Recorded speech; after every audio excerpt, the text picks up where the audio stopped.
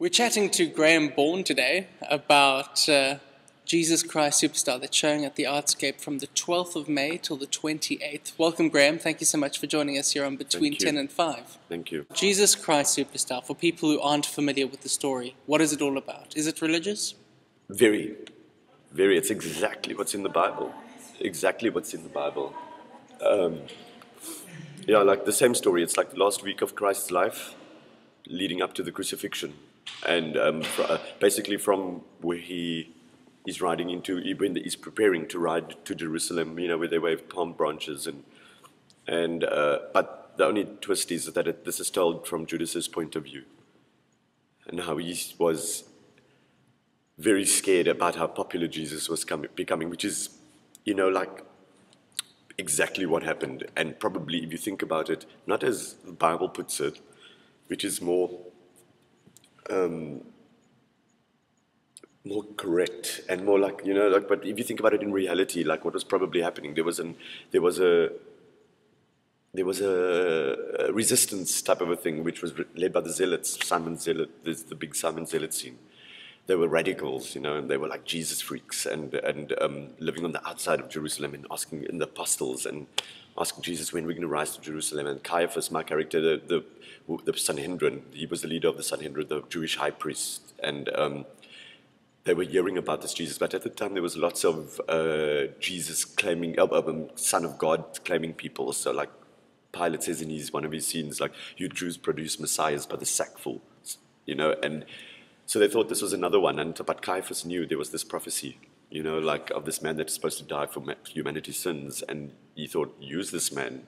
If it is him or it's irrelevant, just use him, kill him, you know, it's because if he is the Messiah, then Caiaphas and his priests lose their jobs because they were like politicians at the time. Rome was just overseeing everything and in power in Jerusalem at the time. But the Sanhedrin, they ruled everything, and Caiaphas organized the whole crucifixion. The very, very bad man. I take it to a very dark place. And the set and lighting and costumes, all extravagant? In parts, the costumes are extravagant. And maybe one scene, the Herod scene, is very extravagant, and it's. I don't want to give away too much. I mean, most people have seen it already, but that is very extravagant, and it's played by Terence Bridget. Wow, I mean, everybody knows him, and you're not going to believe your eyes. I mean, this show is like, it's just blown up like. People won't believe. My status on Facebook said last night, people have no idea. I'm more excited for everybody than for myself. You know, it's like I get goosebumps just talking about it. The costumes. They try to keep it period, like in a very dusty, deserty looking, but like mixed with a bit of modern. I must say something also before I forget that. The people who are everywhere Jesus Christ Superstar perform, there's always some form of a protest, even if it's an article in the newspaper. I must say, as a person that comes from a seriously Christian background, that like this show, if anything, will restore people's faith.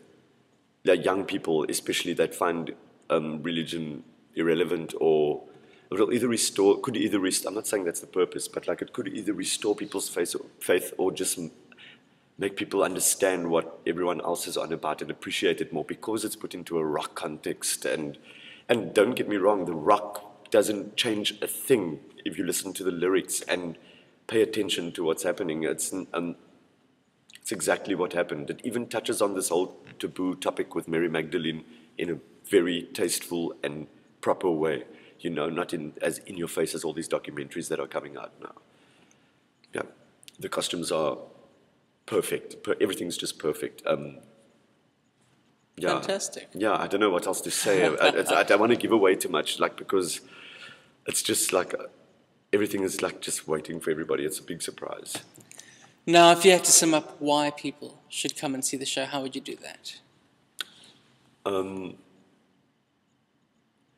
Firstly, it's because it's not all of them, but this is the best talent that South Africa has to offer. I mean, like in musical theatre, it's by far, I think, in